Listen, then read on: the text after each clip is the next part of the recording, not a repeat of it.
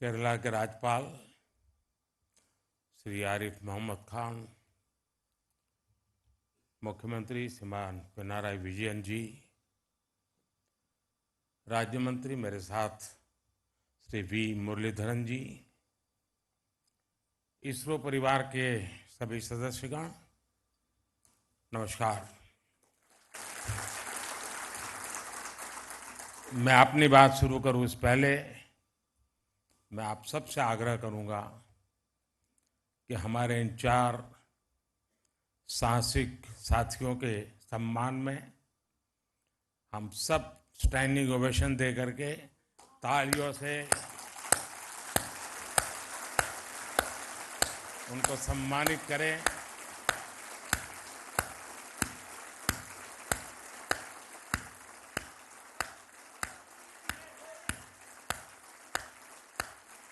भारत माता की, भारत माता की, भारत माता की।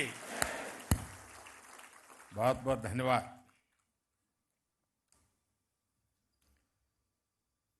हर राष्ट्र की विकास यात्रा में कुछ क्षण ऐसे आते हैं जो वर्तमान के साथ ही आने वाली पीढ़ियों को भी परिभाषित करते हैं।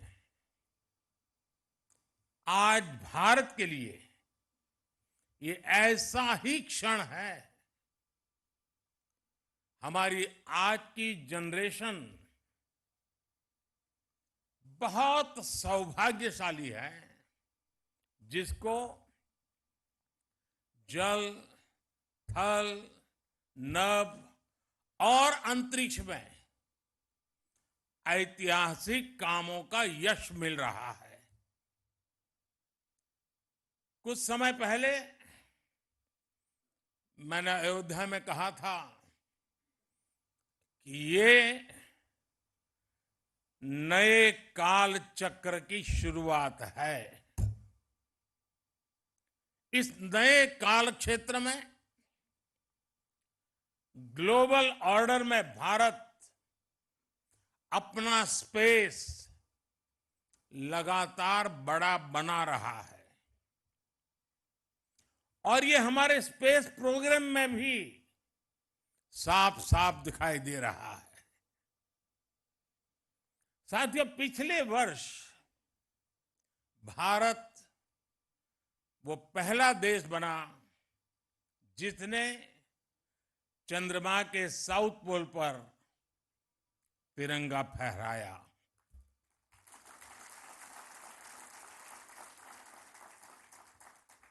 आज शिव शक्ति पॉइंट पूरी दुनिया को भारत के सामर्थ्य से परिचित करा रहा है।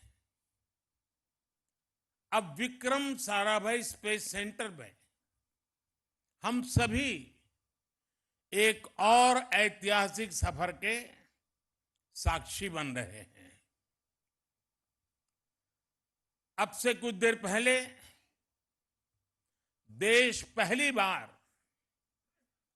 अपने 4 गगनयान यात्रियों से परिचित हुआ।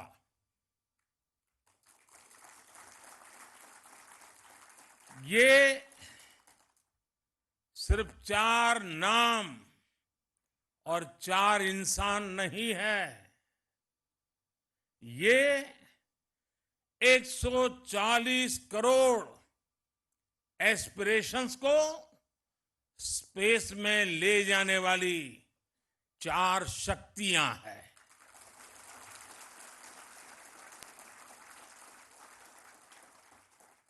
चालीस वर्ष के बाद कोई भारतीय अंतरिक्ष में जाने वाला है, लेकिन इस बार टाइम भी हमारा है, काउंटडाउन भी हमारा है और रॉकेट भी हमारा है।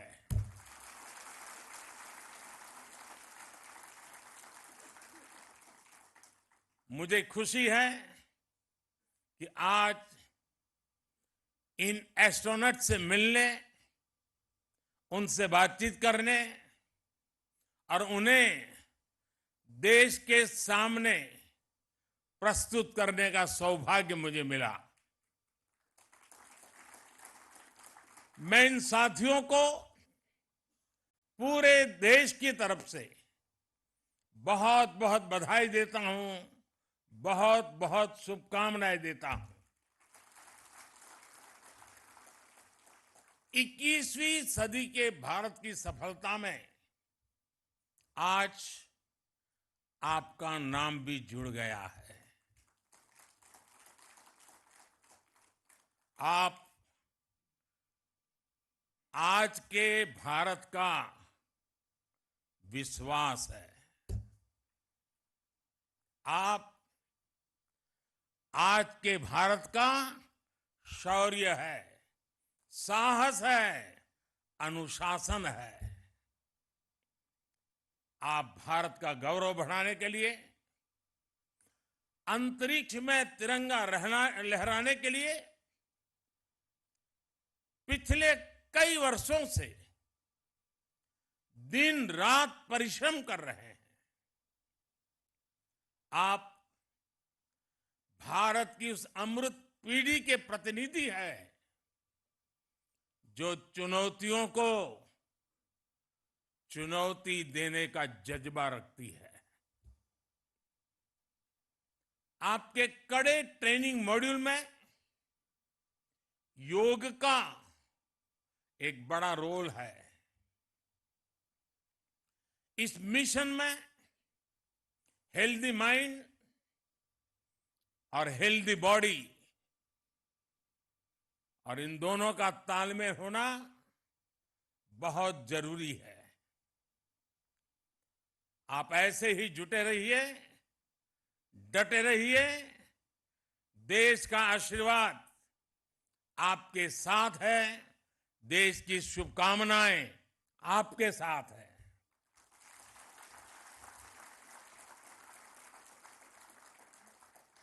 आपको ट्रेनिंग देने में जुटे इसरो के गगनयान प्रोजेक्ट से जुड़े सभी साथियों को भी मैं अनेकों शुभकामनाएं देता हूं।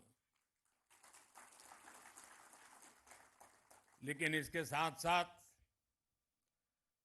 कुछ चिंता भी बताना चाहता हूं और हो सकता है वो बातें कुछ लोगों को कड़वी भी लग जाए। मेरी देश की जनता को और देश के खास करके मीडिया को मेरी करबद्ध प्रार्थना है कि जो 4 साथी हैं उन्होंने लगातार पिछले कुछ वर्षों से तपस्या की है, साधना की है और दुनिया के सामने चेहरा दिखाए बिना की है। लेकिन अभी और भी बहुत कुछ करना बाकी है। अब उनको बहुत कठिन कसौटियों से गुजरना है। उनको अभी और अपने शरीर को, मन को कसना है। लेकिन हमारा देश का, हम लोगों का जैसा स्वभाव है, अब ये 4 सेलिब्रिटी बन चुके हैं। अब वो कहीं चाहते होंगे, कोई ऑटोग्राफ लेने के लिए दौड़ेगा, अब उसको सेल्फी भी चाहिए, फोटो भी चाहिए, ऑटोग्राफ भी चाहिए। अब थोड़ा मीडिया वाले भी डंडा लेके खड़े हो जाएंगे, उनके परिवारजनों के बाल नोच लेंगे। बचपन में क्या करते थे, यहां कैसे गए, टीचर के पास चले जाएंगे, स्कूल में चले जाएंगे। यानी एक ऐसा वातावरण बन जाएगा कि इनके लिए वो साधना का कालखंड में रुकावट आ सकती है। और इसलिए मेरी करबद्ध प्रार्थना है कि अब रियल स्टोरी शुरू हो रही है। हम जितना उनको सहयोग देंगे, उनके परिवार को सहयोग देंगे, ऐसी कुछ चीजों में न उलझ जाएं, उनका ध्यान एक ही रहे हाथ में तिरंगा है, अंतरिक्ष है, 140 करोड़ देशवासियों का सपना है, वही हम सबका संकल्प है। यही भाव रहे, इसलिए हम जितनी अनुकूलता करेंगे, मैं समझता हूं देश का सहयोग बहुत जरूरी है, मेरे मीडिया के साथियों का बहुत जरूरी है। अब तक एक नाम बाहर नहीं गए तो हमारा काम ठीक से चलता रहा, लेकिन अब थोड़ी कठिनाई उनके लिए भी बढ़ जाएगी और हो सकता है उनको भी कभी मन कर जाए, चलो यार एक सेल्फी ले लेते तो क्या जाता है। लेकिन सब चीजों से हमें बच के रहना होगा। साथियों, यहां इस कार्यक्रम से पहले मुझे गगनयान के बारे में भी विस्तार से जानकारियां दी गई, अलग अलग इक्विपमेंट के विषय में जानकारी दी गई, उनके ऑपरेशंस के विषय में बताया गया। मुझे जानकर बहुत अच्छा लगा कि गगनयान में यूज होने वाले ज्यादातर उपकरण मेड इन इंडिया है। ये कितना बड़ा संयोग है कि जब भारत दुनिया की टॉप 3 इकोनॉमी बनने के लिए उड़ान भर रहा है, उसी समय भारत का गगनयान भी हमारे स्पेस सेक्टर को एक नई बुलंदी पर ले जाने वाला है। आज यहां अनेक प्रोजेक्ट्स का लोकार्पण भी किया गया है। इनसे देश का वर्ल्ड क्लास टेक्नोलॉजी के क्षेत्र में सामर्थ्य तो बढ़ेगा ही, साथ ही रोजगार के भी नए अवसर बनेंगे। और साथियों, मुझे खुशी है कि हमारे स्पेस सेक्टर में विमेन पावर, इस विमेन पावर को बहुत महत्व दिया जा रहा है। चंद्रयान हो या गगनयान, महिला वैज्ञानिकों के बिना ऐसे किसी भी मिशन की कल्पना भी नहीं की जा सकती। आज 500 से अधिक महिलाएं इसरो में लीडरशिप पोजीशन पर हैं। मैं यहां मौजूद सभी महिला वैज्ञानिकों, टेक्नीशियंस, इंजीनियर्स की हृदय से सराहना करता हूं। लेकिन इसके कारण पुरुष वर्ग नाराज न हो जाए, उनको तो मिलता ही रहता है अभिनंदन। साथियों, भारत के स्पेस सेक्टर का एक बहुत बड़ा योगदान है जिसकी उतनी चर्चा नहीं हो पाती। ये योगदान है युवा पीढ़ी में साइंटिफिक टेम्परामेंट के बीज बोने का। इसरो की सफलता देखकर कितने ही बच्चों के मन में ये बात आती है कि बड़ा होकर मैं भी साइंटिस्ट बनूंगा। वो रॉकेट का काउंटडाउन, उसकी उल्टी गिनती लाखों लाख बच्चों को प्रेरित करती है। हर घर में कागज के हवाई जहाज उड़ाने वाला जो एरोनॉटिकल इंजीनियर है, वो बड़ा होकर आप जैसा इंजीनियर बनना चाहता है, साइंटिस्ट बनना चाहता है। और किसी भी देश के लिए उसकी युवा पीढ़ी की इच्छा शक्ति बहुत बड़ी पूंजी होती है। मुझे याद है जब चंद्रयान 2 की लैंडिंग का समय था, पूरे देश के बच्चे उस पल को देख रहे थे। उस पल में बच्चों ने बहुत कुछ सीखा। फिर आया पिछले साल 23 अगस्त का दिन। चंद्रयान की सफल लैंडिंग ने युवा पीढ़ी को एक नए जोश से भर दिया। इस दिन को हमने स्पेस डे के तौर पर मान्यता दी है। आप सभी ने देश को अपनी स्पेस जर्नी में भारत को उपलब्धियों के ऐसे एक से बढ़कर एक पल दिए हैं। स्पेस सेक्टर में हमने कई रिकॉर्ड बनाए हैं। पहले ही प्रयास में मंगल ग्रह तक पहुंचने की सफलता भारत को मिली। एक ही मिशन में 100 से अधिक सैटेलाइट लॉन्च करने वाला देश हमारा भारत है। चंद्रयान की सफलता के बाद भी आपने कई उपलब्धियां हासिल की। आपने आदित्य L1 को पृथ्वी से 15 लाख किलोमीटर दूर सुरक्षित रूप से अपने ऑर्बिट तक पहुंचाया है। दुनिया के कुछ ही ऐसे देश ऐसा कर पाए हैं।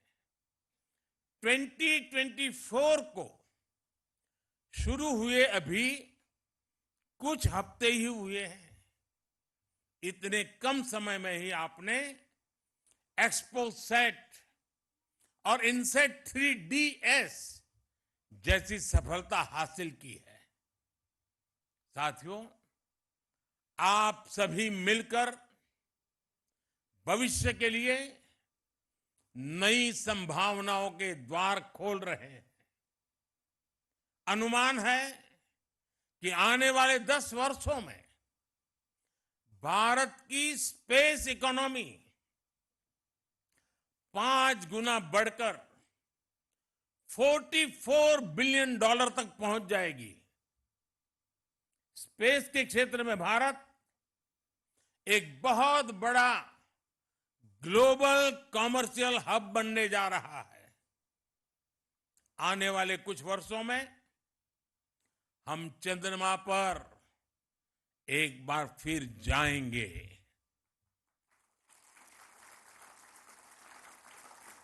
और इस सफलता के बाद हमने अपने लक्ष्य और ऊंचे कर लिए हैं। अब हमारे मिशन टेक्नोलॉजी की दृष्टि से और अधिक चैलेंजिंग होंगे। हम चंद्रमा की सतह से सैंपल जुटाएंगे और उन्हें पृथ्वी पर वापस लेकर के आएंगे। इससे चांद के बारे में हमारी जानकारी और समझ और बेहतर होगी। इसके बाद शुक्र भी इसरो के लक्ष्यों में से एक है।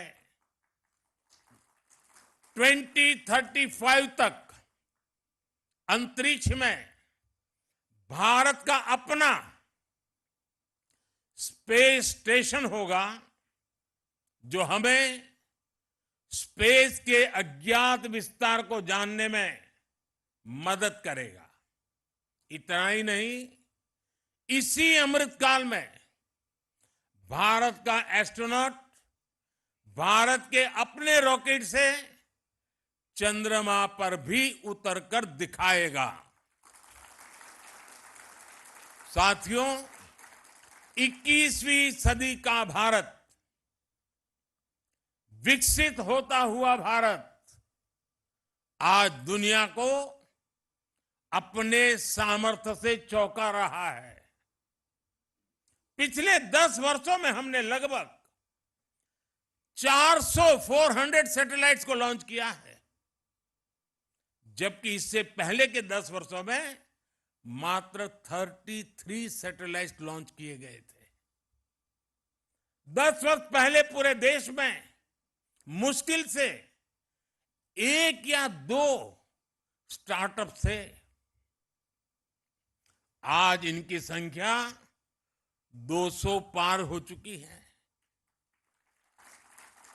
इनमें से अधिकांश स्टार्टअप्स युवाओं द्वारा शुरू किए गए हैं।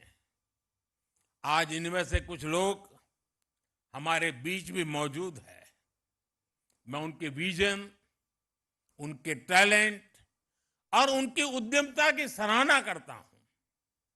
हाल ही में हुए स्पेस रिफॉर्म्स ने इस सेक्टर को नई गति दी है। पिछले हफ्ते ही हमने स्पेस में एफडीआई पॉलिसी भी जारी की है। इसके तहत स्पेस सेक्टर में 100% फॉरेन इन्वेस्टमेंट को भी मंजूरी दे दी गई है। इस रिफॉर्म से दुनिया के बड़े बड़े स्पेस संस्थान भारत आ पाएंगे और यहां के युवाओं को पूरी दुनिया के सामने अपना टैलेंट दिखाने का मौका मिलेगा। साथियों, हम सब ने मिलकर 2047 तक भारत को विकसित राष्ट्र बनाने का संकल्प लिया है। इस संकल्प को सिद्धि तक पहुंचाने में स्पेस सेक्टर की भूमिका बहुत बड़ी है। और स्पेस साइंस सिर्फ रॉकेट साइंस नहीं है, बल्कि ये सबसे बड़ी सोशल साइंस भी है। स्पेस टेक्नोलॉजी से सोसाइटी को सबसे अधिक लाभ होता है, सबको लाभ होता है। आज हमारी डेली लाइफ में जो भी टेक्नोलॉजी यूज होती है, उसमें स्पेस टेक्नोलॉजी का बहुत बड़ा रोल है। खेती में फसल की देखरेख हो, मौसम की जानकारी हो, साइक्लोन और दूसरी आपदाएं हो, सिंचाई के साधन हो, गाड़ी चलाने में मदद करने वाली मैप हो, ऐसे अनेक काम सैटेलाइट डेटा से ही होता है। भारत के लाखों मछुआरों को नाविक द्वारा सटीक जानकारी मिलने के पीछे भी स्पेस की ताकत है। हमारे सैटेलाइट्स हमारे बॉर्डर को सेफ रखने में भी मदद करते हैं, तो दूर सुदूर इलाकों में एजुकेशन, कम्युनिकेशन और हेल्थ सर्विसेज पहुंचाने में भी वो भरसक मदद करते हैं।